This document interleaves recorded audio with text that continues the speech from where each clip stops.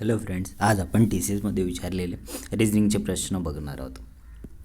पहिला क्वेश्चन, दिलेले समीकरण संतुलित करण्यासाठी कोणत्या दोन चिन्हाची अदलाबदली करावी लागेल. अशा क्वेश्चनमध्ये नंबर्स दिलेले आहेत आणि ते L H S is equal to R H S आपल्याला फाइंड आउट करायचं आहे बघा. आणि अशा क्वेश्चनमध्ये आपल्याला हमेशा ॲन्सरमधून जायचं. ठीक आहे, कोणतं चिन्ह चेंज करायचं आहे. सपोज आपल्याला लास्ट जस्ट इमॅजिन करू, आपल्याला इथे आन्सर दिला आहे, आपल्याला माहीत नसेल, चौथा पुढं आपण. ठीक आहे, 35 डिवायडेडच्या जागी इथं काय म्हणते इंटू करायचं, इंटू 5 इंटूच्या जागी डिवाईड करायचं, डिवाईड 13 -2 + 5 इज इक्वल टू 10 होते का आपल्याला बघायचं आहे. हे केलं तर आपल्याला 13 डिवाईडमध्ये आहे तर ऑब्वियसली हा नंबर पॉईंटमध्ये जाणार, म्हणजे हा ॲन्सर तर नसेलच. मग आपण फर्स्ट घेऊ. फर्स्टमध्ये 35 डिवायडेड बाय 5 इंटूच्या ठिकाणी आपल्याला प्लस 13 -2 इंटू प्लसच्या ठिकाणी इंटू 35 7 + 13 -10 म्हणजे 20 - 10 तर आपला ॲन्सर येते 10, म्हणजे बरोबर आहे. मतलब हा ॲन्सर पहिला ॲन्सर बरोबर. अशा ठिकाणी हमेशा ॲन्सरमध्ये जायचं. अदरवाईज आपण जर बघत गेलो, चेंज करत गेलो तर आपला टायमिंग जास्त वाढतो आणि आपला क्वेश्चन सुटत नाही तो. ठीक आहे, नेक्स्ट क्वेश्चन. या वर्णमाले आधी विषम संख्या येतात अशा किती संख्या आहेत. आधी विषम संख्या आहे म्हणते, आधी विषम आणि नंतर सम अशा सिक्वेन्समध्ये किती संख्या आहेत असं बघायचं आहे. विषम संख्या म्हणजे कोणती राहते, 1 3 5 7 9 ह्या विषम संख्या झाल्या. आणि समसंख्या कोणत्या राहतात, 2 4 6 8 हे झालं आपल्या समसंख्या. तर अशा किती संख्या जे विषम संख्या आधी येते आणि नंतर समसंख्या येते ते आपल्याला बघायचं आहे. हे बघा, 4च्या आधी काहीच नाही आहे, सम असलं तरी पण समोर काहीच नाही आहे. नंतर हे 6 1 आहे, 6च्या समोर काय आपल्याला 7 आहे, म्हणजे हे आपल्याला पहिली पेअर भेटली. नंतर 4 आहे, 4च्या आधी पण आपल्याला विषम संख्या आहे, ही दुसरी पेअर भेटली आपल्याला.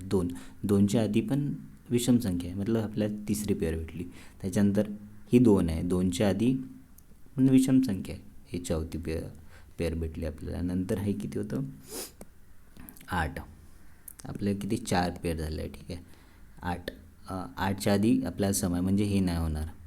6च्या आधी वापस समसंख्या आहे, समसंख्या नाही, आपल्याला आधी नंतर सम पाहिजे ना, आधी विषम पाहिजे. हे आहे 2च्या आधी 1 आहे, हा 1 भेटलं.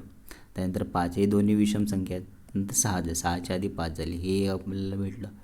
त्याच्यानंतर 9 6च्या जागी आधी 1 7, म्हणजे टोटल किती झाले आपल्याकडे 7. अशा 7 विषम संख्या. अशा ह्याच्यात आपण जेवढं शांत डोक्यानं सॉल्व करतो आणि तेवढं बेटर राहतं. चला next question. If each digit is increased by 1, how many numbers thus formed will be divisible by 4? Question असं म्हणतो की प्रत्येक डिजिट, इच डिजिट म्हणजे प्रत्येक डिजिट जर 1ने वाढवला तर जो नंबर भेटतो तो किती, खालीपैकी कोणता नंबर 4ने डिव्हिजिबल राहील. 4 डिजिट डिव्हिजिबिलिटी टेस्टमध्ये कसं आहे, आपल्याला लास्टचे 2 नंबर मतलब ए आणि बी, हे लास्टचे 2 नंबर अगर 4ने डिवायडेड होत असेल तर कोणतीही संख्या ही 4ने डिवायडेड असते. म्हणजे सपोज आता 324 आहे, आखरीचे 24 आहे, हे 4 नव्हतात, 624. त्याच्यामुळे जर इथं 424 किंवा 824 जरी असलं तरी ते डिवाईड होतं. ठीक, 124 जरी 1824 असलं तरी ते डिवाईड झालं असतं, किंवा अजून 5,51,824 ते पण डिवाईड झालं असतं. असेच आपल्याला संख्या शोधायची आहे. तर आपला पहिला नंबर घेऊ, 5 6 7 8. याच्यातले प्रत्येक डिजिट 1ने वाढला आहे, म्हणजे हा 6 झाला, हा 7 झाला, 8चा 9, 7चा 8 झाला ना, 8चा 9 झाला, 8 9 आहे. हे आपल्याला 4ने डिवाईड होतात का, नाही होत, म्हणून हा कॅन्सल. त्याच्यानंतर हे झालं 6 7 3 4, 6चा 7, 7चा 8, 3चा 4 आणि 4चा 5, 4 5 हे होतात का, नाही होत. दुसरी पण संख्या घटली, 2 1 5 3, 2चा 3 झाला, 1चा 2 झाला, 5चा 6 झाला आणि 6चा 4, 64. 64मध्ये 4चा भाग जातो का,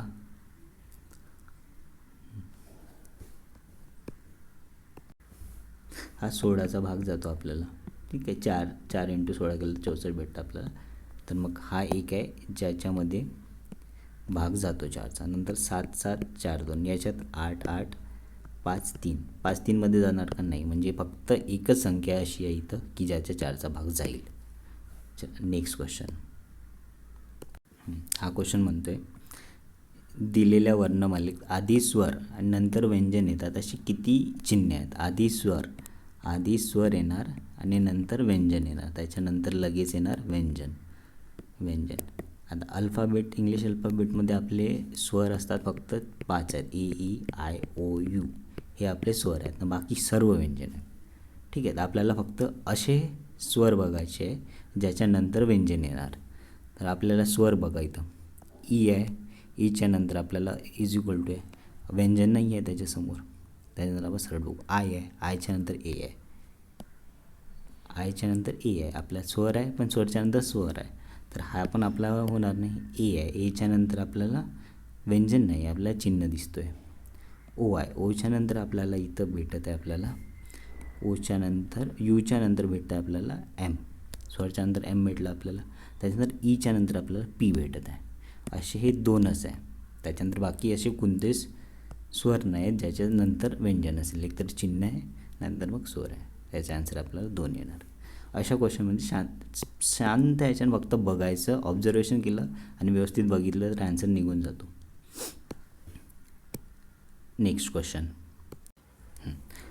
हा क्वेश्चन म्हणतो आहे की प्रत्येक संख्याचा एकक अंक आणि शतक स्थानाच्या अंकांची आपण अदलाबदल केली तर किती संख्या विषम संख्या तयार होतील. मतलब काय म्हणतात त्याचं, एक नंबर आहे आपला ABCD, याच्या एकक स्थानाची, हा एकक स्थान असतो, हा दशम स्थान, हा इथे आपल्याला शतक आणि हा हजार स्थान.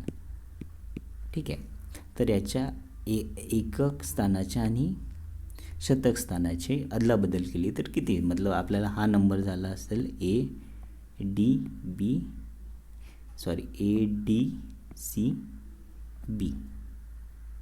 हाच आपल्याला हे ABCD राहिलं तर ADBC होणार.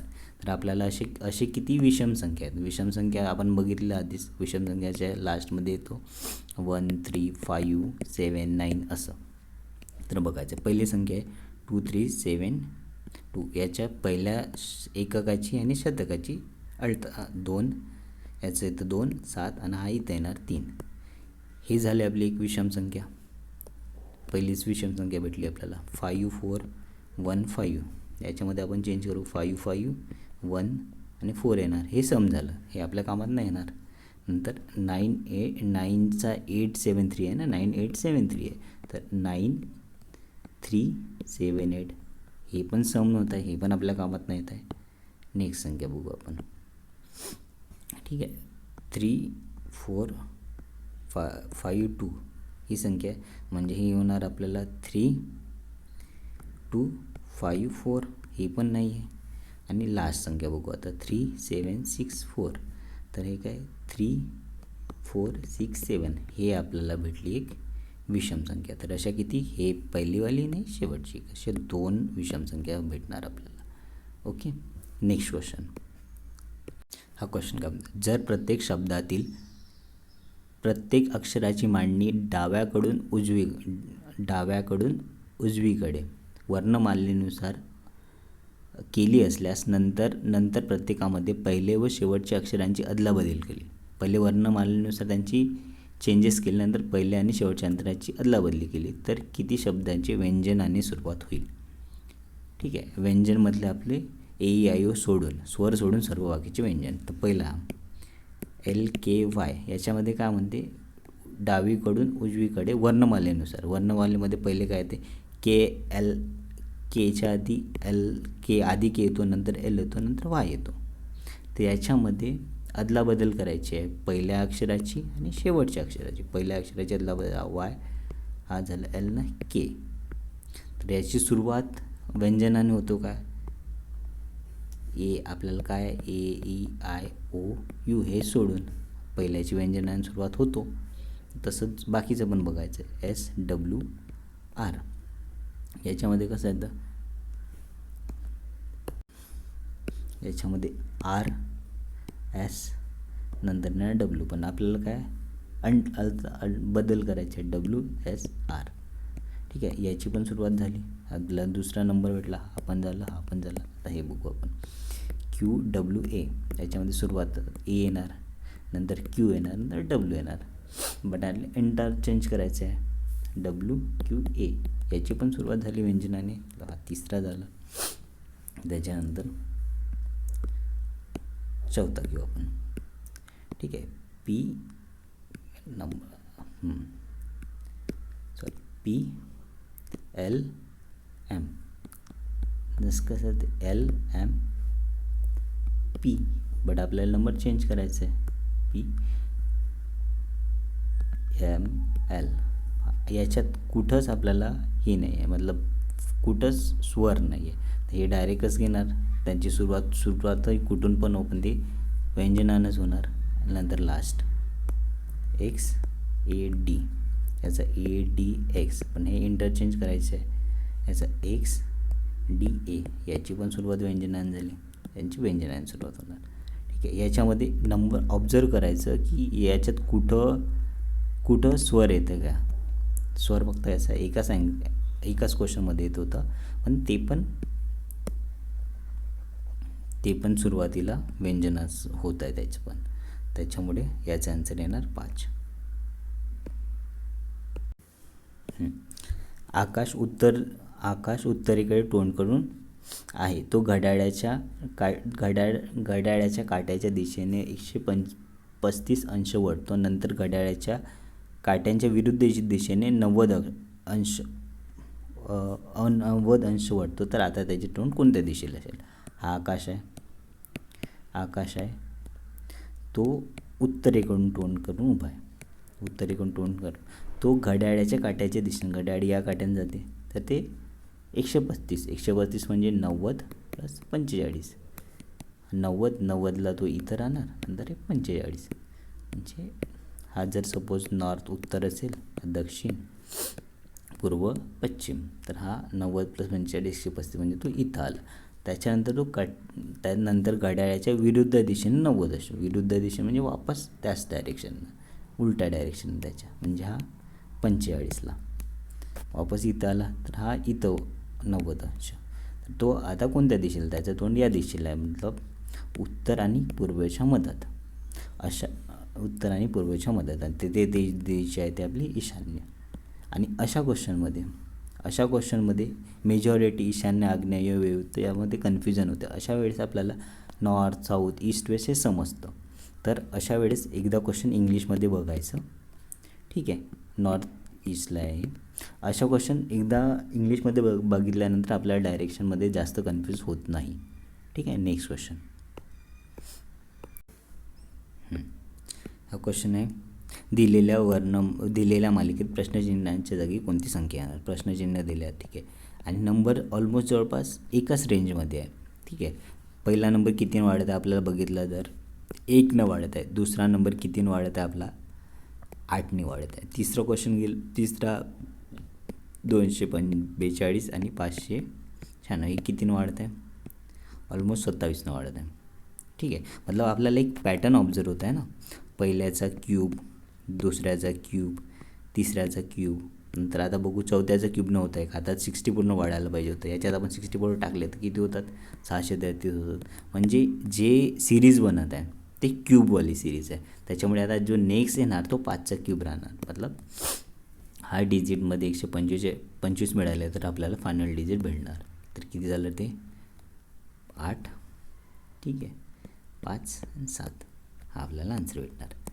जेव्हा आपण सिरीजचे क्वेश्चन बघतो ना, सिरीजच्या क्वेश्चनमध्ये हमेशा हे बघायचं, एकतर क्यूबमध्ये असतात ते, ठीक आहे, नाहीतर ते स्क्वेअरच्या डिफरन्सने असतात, स्क्वेअरच्या डिफरन्स नसतात, किंवा मग ते पॉझिटिव्ह 2, +4, +6 असे ॲरिथमेटिक प्रोग्रेशन नसतात. ठीक आहे, अशा क्वेश्चनमध्ये एकदा फक्त आपण पॅटर्न बघायचं.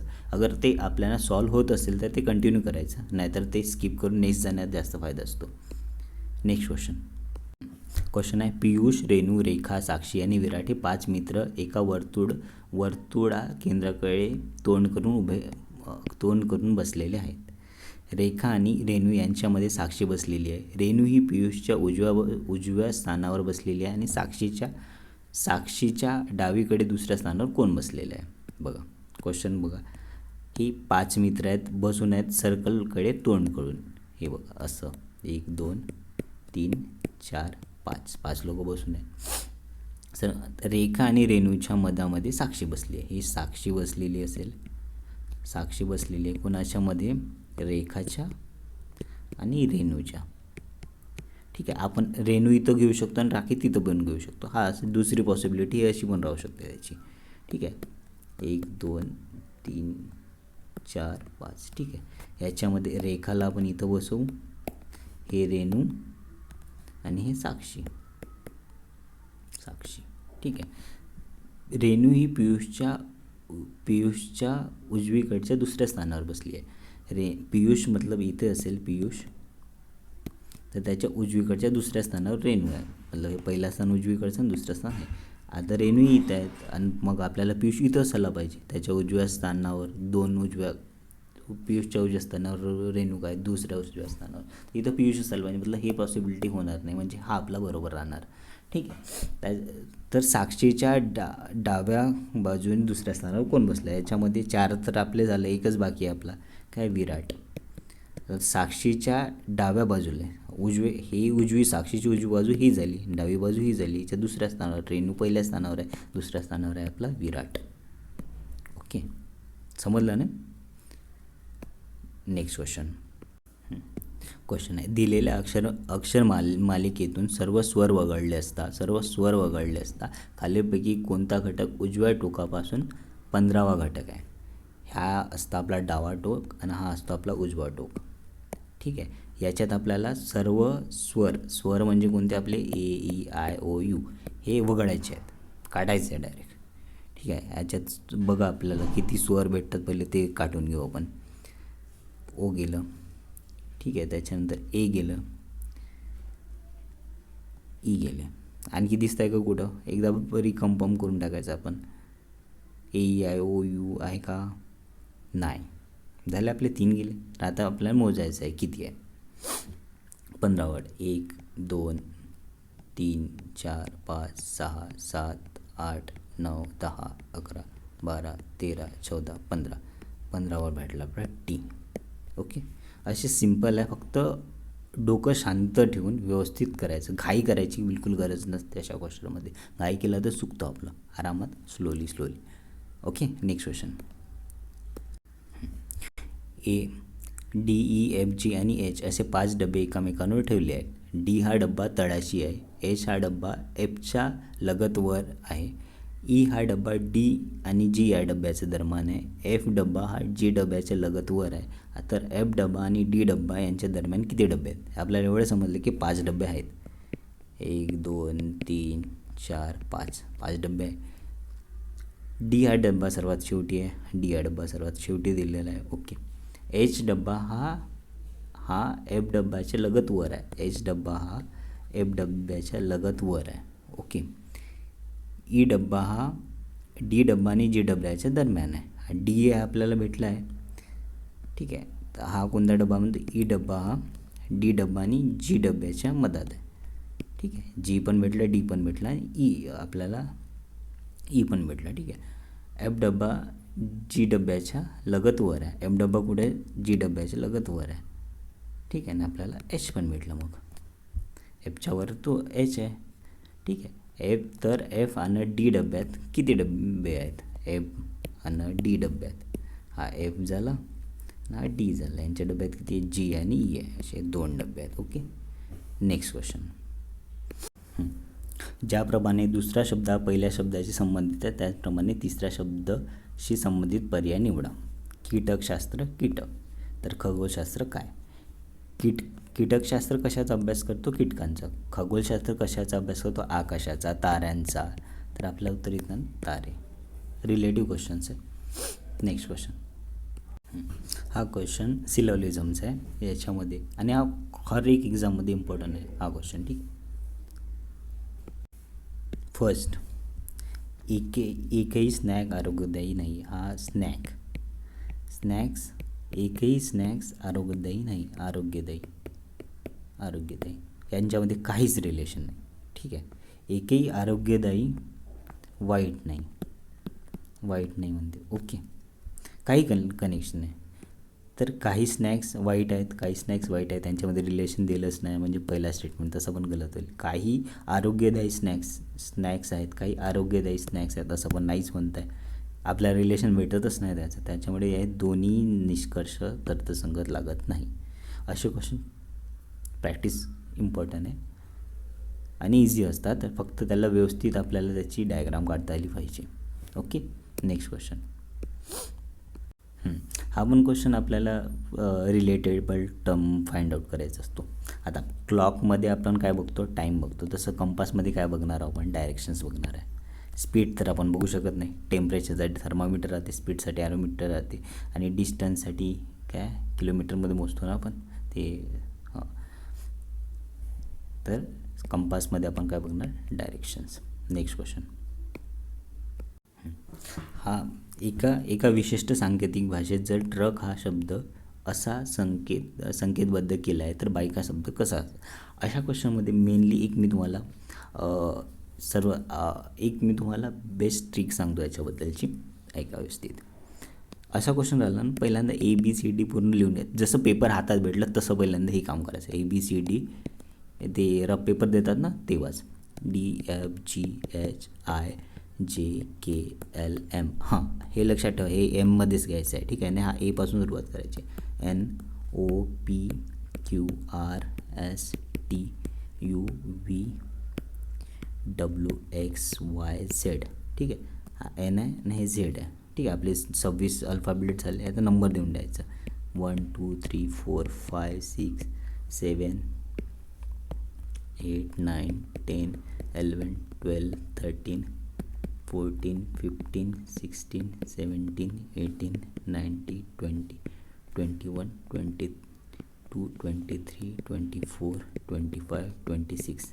आता बघा, आता एचा रिलेशन समोरून पहिला आहे ना लास्ट आहे, स्टार्टिंगमध्ये लास्ट आहे. आणि सेम झेडचा अगर लास्टून घेतला तर पहिला येईल आणि जर स्टार्टिंग घेतला तर लास्टवर येईल. असंच प्रत्येक नंबरचे आपल्याला नंबर भेटतात आणि हे रिलेशन प्रत्येक क्वेश्चनमध्ये, रिजनिंगच्या जे ABCDवर क्वेश्चन होतात तर खूप सारे क्वेश्चन याच्यातून निघतात आपला. हा बघा, आता ट्रक आहे. ट्रकसाठी का दिलं आहे 20, 18 21 3 11. टीची व्हॅल्यू किती आहे 20, टीची व्हॅल्यू 20. आरची व्हॅल्यू किती आहे 18. यूची व्हॅल्यू किती आहे, यूची व्हॅल्यू 21. सीची व्हॅल्यू 3, केची व्हॅल्यू 11. झालं. त्याच्यानंतर आता बाईक कसं लिहायचं, बाईक. बीची व्हॅल्यू आपल्याला किती आहे 2. आयची व्हॅल्यू किती आहे आपल्याला 9. केची व्हॅल्यू आपल्याला किती आहे, केची व्हॅल्यू 11 आणि ईची व्हॅल्यू आपल्याला भेटतं 5. झालं. ओके. ठीक आहे. अशा प्रकारे आणि हे डायग्राम जसं पेपर येतं तसं हे लिहून घ्यायचं तिथं आणि खूप सारे क्वेश्चन याच्यातून निघतात बरं. ठीक आहे. आजचं लेक्चर एवढंच होतं. काही कमेंट आले तर तुम्ही मला कळवा, मी त्याच्यावर इम्प्रूव्हमेंट करेल. ठीक आहे. सांगा तसं. बेस्ट ऑफ लक बाकी एक्झामसाठी. थँक्यू.